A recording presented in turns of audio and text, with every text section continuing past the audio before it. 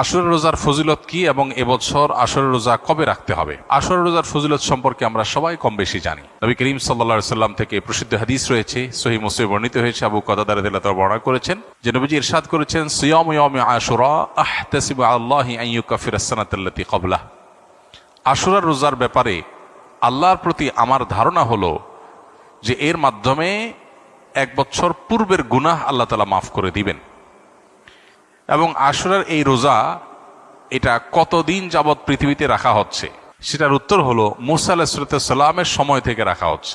তার মানে কয়েক হাজার বছর ধরে এই আশুরার রোজা পৃথিবীতে রাখা হয়। এমন একটা ইবাদত যেটার ধারাবাহিকতা হাজার হাজার বছর। তো এই আশুরার রোজা রাখার গুরুত্ব অপরিসীম।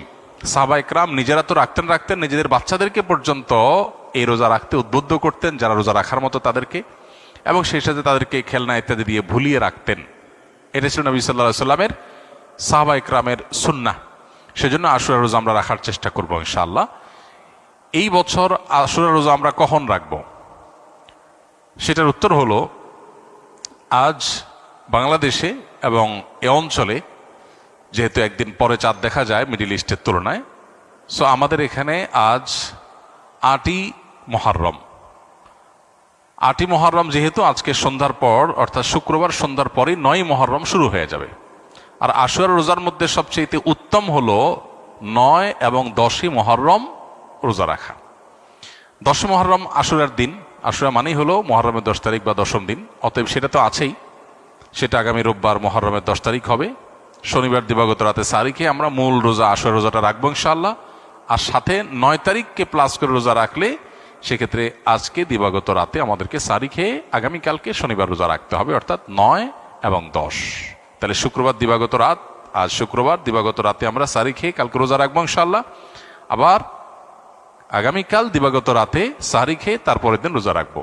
তাতে 9 জিলহজ এবং 10 জিলহজ দুইটা রোজাই আদায় হয়ে যাবে ইনশাআল্লাহ। কারণ যদি কালকে রোজা রাখা সম্ভব না হয় তাহলে তিনি শনিবার দিবাগত রাতে খেয়ে রবিবার রোজা রাখবেন, সেটা হবে আশুরার মূল রোজা। আর রবিবার দিবাগত রাতে সারি খেয়ে সোমবার তিনি রোজা রাখবেন, তাতে হবে আপনার 11 জিলহজের রোজা। আর সোমবার তো সাপ্তাহিক নফল রোজা আছেই, সেক্ষেত্রে আমরা টানা 3টা রাখতে পারি। শুক্রবার দিবাগত রাত, শনিবার দিবাগত রাত, এই দুইটা আশুরা। আর রবিবার দিবাগত রাত হলো কিসের?